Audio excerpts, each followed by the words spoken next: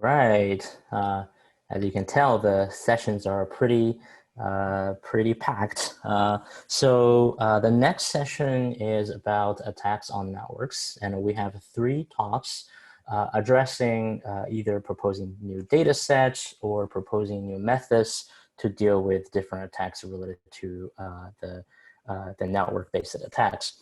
We have Yebo, Graham, and Ankur giving 3 minutes presentation each, like the previous session, and we can ask questions after that.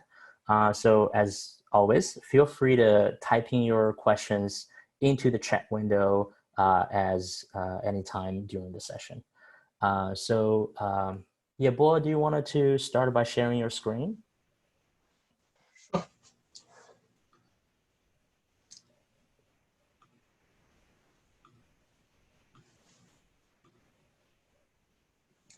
Can you guys see the screen? Yeah. Hi everyone. My name is Yebo, a PhD student from the University of Oregon. The paper I'm presenting today is toward explainable and adaptable detection and classification of distributed denial of service attack, aka DDoS attack. So the DDoS attack is a troublesome problem for the network community. One key to solving this problem is a very accurate detection and identification of the attackers. Over the past decades, there are tons of DDoS detection solutions proposed. Especially over the recent years, we can see many machine learning-based approaches. However, for the industry, threshold-based approaches still dominate. So there's a huge gap between the academia and the industry. So why? Because the mitigation of DDoS attack is very sensitive to false positives. The internet service providers need to somehow conduct access control to some of the detection results, which means hundreds or thousands of IPs will lose access to the network. So therefore, sometimes people even need to manually review the detection result to confirm they are reasonable. While many machine learning-based approaches are pretty much like a black box, it is very hard for the people to use such detection results to confirm the mitigation results. Another problem is adaptability. Network environments are changing dramatically. How could you make sure the model is always up to date and suitable for the current network environment? So with these questions, we propose our approach. We use very basic machine learning techniques, modified k-nearest neighbor classification model to detect the attack. To improve the query efficiency, we utilize a KD tree to partition the searching space of KN into several pieces. We further convert the KN model to a semi-decision tree model to make sure the detection can be completed in real time. We then use some statistical methods to classify the attacker IPs. With this very simple approach, it is easy to virtualize the detection results and gives people the necessary metrics to infer the correctness of the detection results. And we also deployed our approach on 50 gigabytes per second interstate link. The mechanism of this approach can help the analysts to have a very clear perspective to the attack and make very suitable mitigation actions during the attack. Also, as we are using the KN model, it is easy to adapt our model to the changing environment. Once you have the traffic measurement information from the current environment, you can always normalize the searching space of the KN model according to the traffic distribution changes. Okay, that's all. All right, thank you, Yebo. So next up, we have Graham talking about forecasting network intrusions from security logs using LSTM. Can you guys see my screen? Yes. Okay. So this is just a quick reminder of the work that we did. And mainly we had access to an interesting data set where we were working on this research program. And we're able to define queries to a anonymous organization's SIEM system. And we looked at the security logs produced by the network appliance Zeek, as well as network intrusion alerts, which were detected by the appliance Suricata. And so the queries that we defined were just aggregations, so we could get, like on an hourly basis, the number of alerts for denial of service attack, things like that. So this was essentially a time series forecasting problem. And that we wanted to look at this for a couple of reasons. One is to see whether or not we could identify some precursors to attacks and maybe increase the lead time, or alert analysts, SOC analysts to potential issues earlier. But also we wanted to see whether or not these alerts produced by Suricata are whether or not they're valuable to analysts. Because if it's predictable and you can't get lead time from them, what is it really telling you? So we looked at two baseline models and a more sophisticated neural network. And we also, for the neural network, we looked at some techniques from Explainable AI to try to figure out what it was learning and get a sense of how far in the past data was useful. And that was sort of a surprise, not really, but that data, only the immediate past was useful in forecasting, like 12 hours in the future, the number of alerts for different IDS types. And we could, looking at these gradients, so basically the gradient of the output with respect to an input value could also kind of provide some interpretation in terms of what features were driving these IDS alerts. And that's about it. Oh, thank you. So Thanks. next up, we have Ankur presenting a new benchmark data set for APT. Can you guys hear me all right? Yes. Yeah, so basically the motivation for this research work was to, first of all, identify if the state-of-art semi-supervised machine learning models can detect APT data sets correctly, and second, to see if the current data sets on which APT detection is performed, do they have necessary characteristics of being an APT attack. And we started with this analysis of target hack. And we observed that target hack was a APT attack, and it had all phases of APT like reconnaissance, foothold establishment. From a vendor PC, the attacker went into their network and exfiltrated the data out of their network. So with the current data sets, what we observed was that they were not capturing all phases of APT attack. If you will see the first few columns, most of them capture only first 3 stages of APT. So with that motivation in mind, we designed a APT data set which also captured lateral movement and data exfiltration. And we used state-of-the-art anomaly detection models, support vector machine, stack autoencoder, and LSTM with stack autoencoder. The reason was to see if we can detect some kind of outlier traffic which is characterizing APT attack. And LSTM in particular was important to see if there are any time series correlation across the data to identify APT attack in particular. We collected not only the network traffic features, but also the logs from DNS, Apache to basically build a solid proof that the attack is actually APT attack. And then we benchmarked this data set on state-of-the-art semi-supervised machine learning models. And we observed when we compared our data set with other data sets was that in some of these data sets, the detection rate was very, very low. If you will see that stack autoencoder is not performing very well on like reconnaissance phase and foothold establishment. And the lateral movement and data exfiltration are non-existent in these data sets. So the reason we identified was that there was a heavy bias on certain types of traffic like reconnaissance or basically doing some targeted attacks.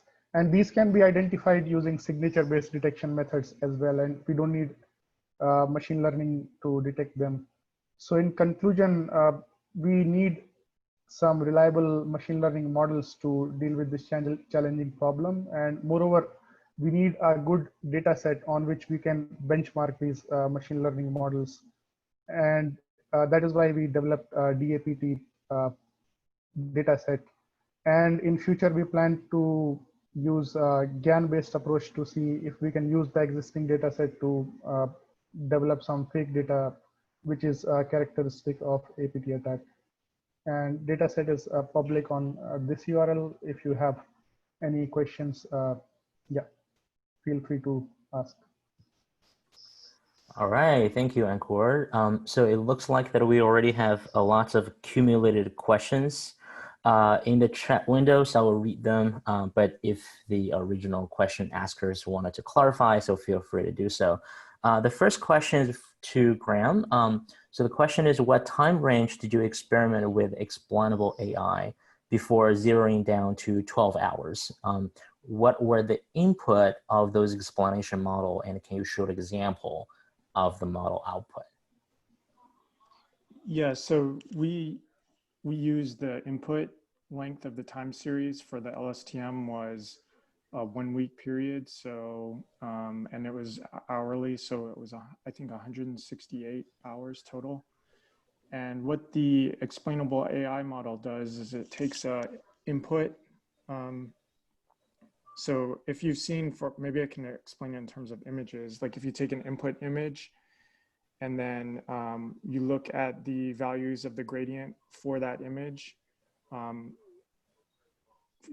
basically the derivative of the output classification, or in this case, it was a regression versus the input pixels. So they call it a saliency map. It kind of highlights where the output was most sensitive to the input. And so that's how we got, because beyond 12 hours, the gradients quickly went down to 0. And I believe it's in the presentation on slide, sorry. Sorry to interrupt. Ankur, are you okay to exit the screen sharing so that we can have Graham sharing his screen? Yeah, sure. To show maybe an example. Okay. Sorry, yeah. Quick to navigate. Go ahead. Thank you. Okay. Can you see it now? It's sorry, I think it's on the. Yeah, it's on. I had to move my zoom around, but here's an example where you can see the value of the gradients.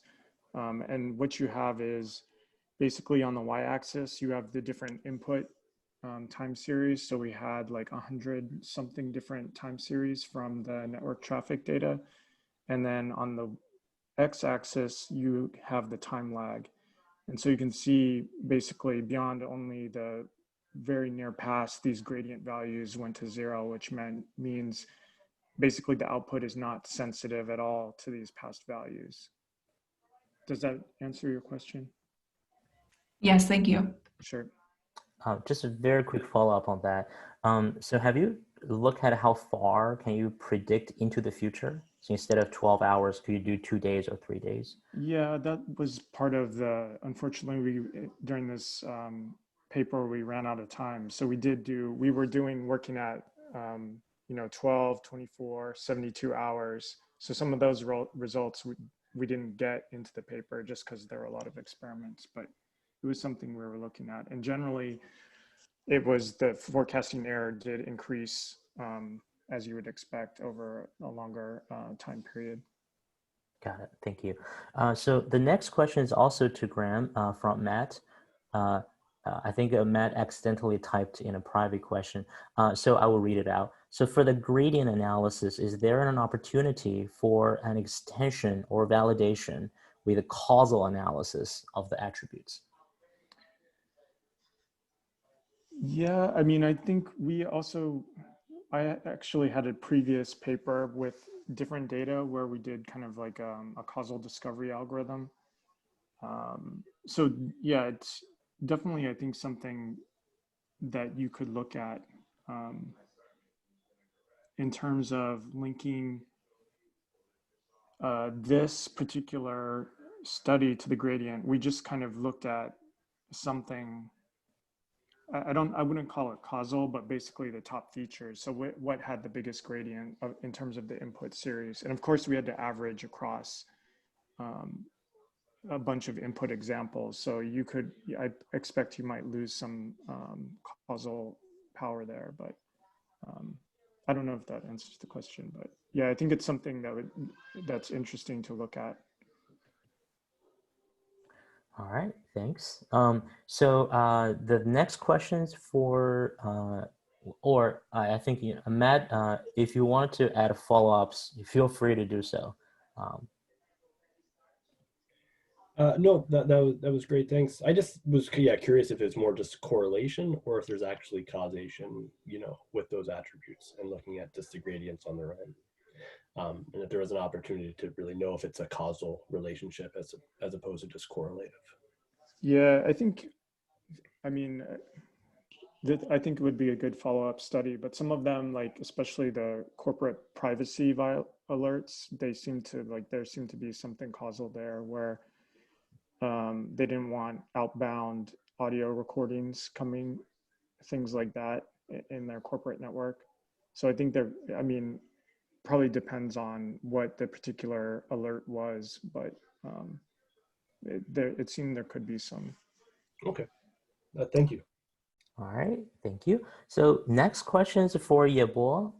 So the question is, you use a batch threshold of 5 seconds for real-time DDoS detection. So how do you make the decision on this particular threshold? Is it purely empirically, or do you think that 5 seconds is enough to react? So for the threshold, it's generated according to the KNN model and the KD tree. So it's according to the training data. We use the DDoS traffic we replace the DDoS traffic on the particular link we used and generate those threshold according to the KNN model. And for the duration of the time batch, it doesn't matter.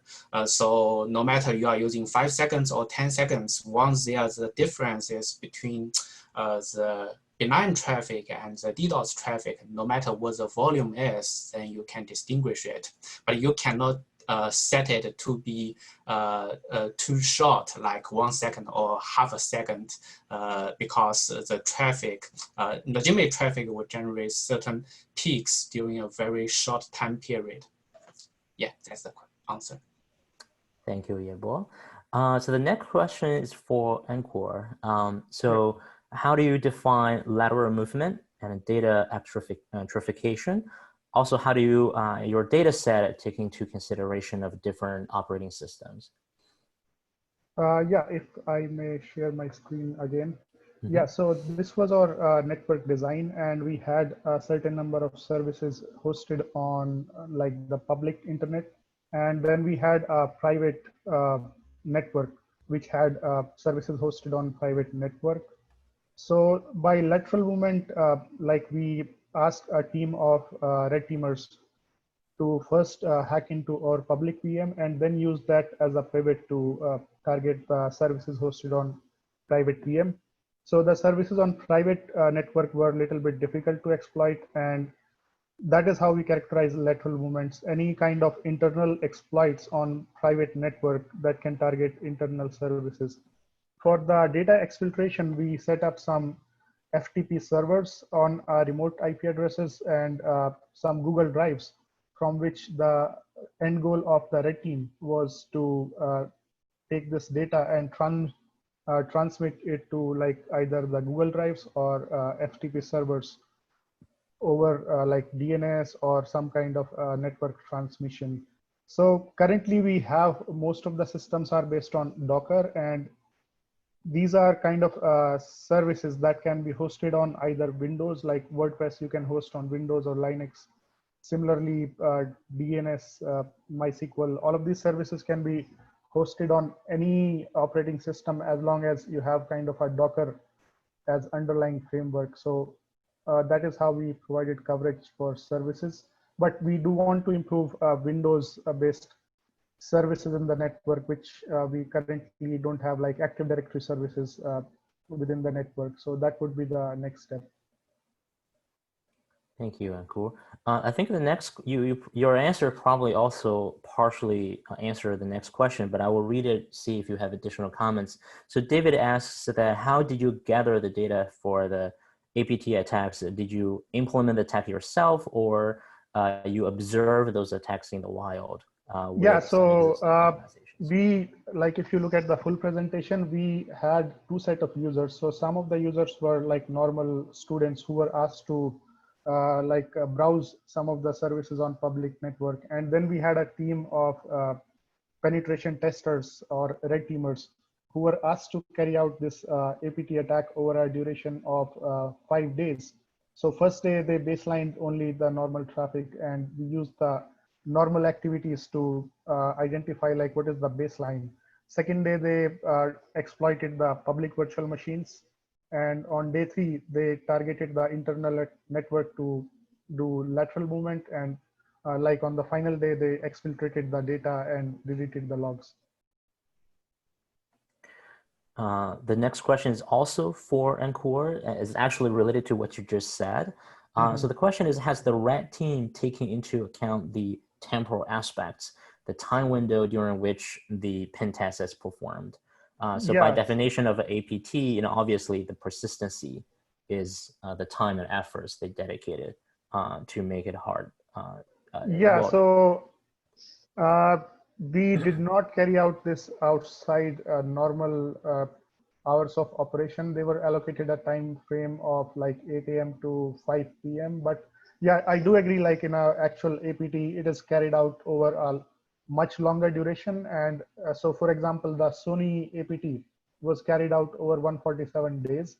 So like the next step in our process is to see if we can use YAN or some kind of data generation tools to expand this data of 5 days over like a much longer period and cover those kind of temporal aspects. Thank you. So next one, we switch to Graham. Aku asks, do you know why the 12-hour somehow is the best to predict the future, and why the older data was not as useful to predict the future? Well, the 12 hours was just a parameter that we set. As I mentioned, we kind of did some experiments that didn't make it into the paper where we did like a longer time horizon. So that was just something we chose because we wanted to be, somewhat in the future, but not just the next, the immediate future. And that's how we just chose 12. The older data didn't seem, that's what just was one of the observations by looking at the gradients of the output with respect to the input, is that that's just what the model learned. The past time steps were not useful. It seems that my experience with this type of data, everything's very, it changes a lot from moment to moment. And so, what happened on the network 1 week ago could be totally different. Like, you think of scenarios, like somebody mentioned this, the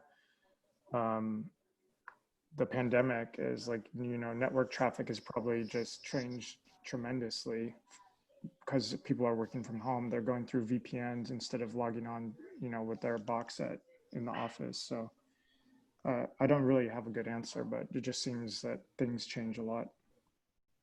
Thank you. Ankur, the next question is about the data access. So how do we get our hands on the data set? It seems that there was a login prompt when we visit the URL you listed on the slides. Yeah, I sent the current link. So hopefully people can access using this link. I was able to check that you don't require any sign-in. That's awesome. So at some point, maybe if needed, we can post the update on our websites as well. That will be switch great. to a different link. Thank you. So again, the question is for Ankur. So what is the intuition behind using semi-supervised learning approach to detect APT? if detecting APTs is already pretty hard, so why semi-supervised?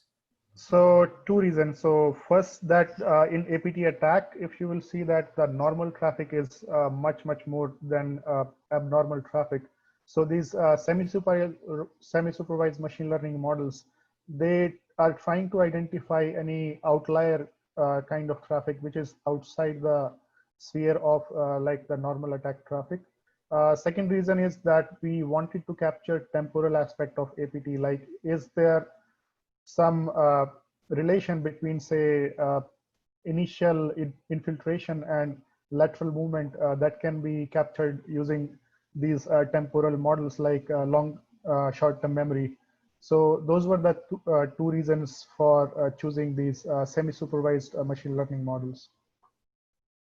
I think then, yeah, then this is great. The next question is actually probably a follow-up on this as well. So there's another intrusion detection data set called CIC-IDS. So these show some set of algorithms such as I think a random forest or ID3 have performed fairly well on those data set. So I guess the question is, why do you choose SVM, those line of algorithm instead of the one that they know already perform well? So some of these algorithms were chosen because they were kind of common across multiple data sets. And we did analyze the CIC-IDS 2018 and 19 within our experimentation. But yeah, next step is that we can try random forest local outlier factor to see if they do perform well on some of the phases of this APT attack. Sounds good. So actually, Graham asked a question to Ankur. Yeah. During your presentation, you mentioned the meta-learning. They're also seeing the modeling attack across organizations is very difficult. So have you done any work towards this? We haven't modeled it in some kind of across the organization attacks, but I think one part of the question is that how do we use this? So there are pre-trained models within our data set, and if you have any existing machine learning models that you are using to identify some of these attacks, you can use those pre-trained models to improve the generalizability of your machine learning work. Thank you. So next question is for Yebo. So what kind of feature do you use for DDoS detection? So can you give more details? Can I share my screen too? Yeah, and cool, you might need to exit the sharing first. Oh, yeah. Thank you. All right, you can go ahead. Okay, let me. So. Okay. So our strategy is to use different sets of features for different attackers, for different attack. Like for TCP SYN flood, we have like 5 to 6 features for SYN flood. For NTP reflection, we have different sets of features for that attack. Then we trained, like for example, here are 5 attacks, and yeah, the different features we use, and we just train the detection model for these 5 types of attacks separately to reduce high dimensional curves for the KNN model. We found that's more efficient for the detection. And also because it's KNN and with the help of the KD tree, it's still very fast to conduct the query. There wouldn't be any like efficiency worries for this approach. Yeah. All right, thank you. So the next question is related. So Jaren asked, so each flow appears to be considered individually now, but imagine different flows from the same attacker might be highly correlated in an attack. So have you thought about the correlation and how to kind of group those flows to consider them together? Okay, let me share my screen. So we have 2 phases to detect the attackers. In the detection phase, each dot in this searching space represents the overall traffic pattern, which means they are all the different individual flows are grouped. Here, once an anomaly or attack is detected, we will capture the scheme, the signature of this attack to see what's the distance from this anomaly towards like the benign traffic on different features. And once we capture this information, we will enter the classification phase. In the classification phase, we classify the attacks one by one. In this phase, the different attackers are separated. We will like classify the attackers according to the signature of the attack. The signature is captured in the detection phase. It's basically the distance from the attacker to the benign traffic on different features. So yeah, to answer your question in a short way, we treat the flows as a whole to do the detection. And we then, in the classification, we go back to the individual flows. All right, thank you. So before we end this session, I have a final question for Graham. When I read your paper, one thing I was thinking is, at the high level, what do you think the defenders should react to the alerts being produced? So for example, if you predict there will be attack type number 1 happening in 12 hours, are there actionable things that you were suggesting those defenders to do? Well, one of the things I was thinking that could be useful to a defender would be if there is a particular alert that seems to be somewhat predictable, which means it's mainly a function of just normal network traffic, and then you see the alerts somehow deviate from that, that's an anomaly and could be indicative of something that's strange that's going on. I think that's one of the main reasons, or one of the main things I was thinking that could be useful for defenders. Okay, all right, thank you. Okay, let's see if we have many more questions. Yeah, it appears that's all the questions that we have. So definitely, if you have more questions, feel free to contact the authors. Their contact information is all available in the video, the pre-recorded video.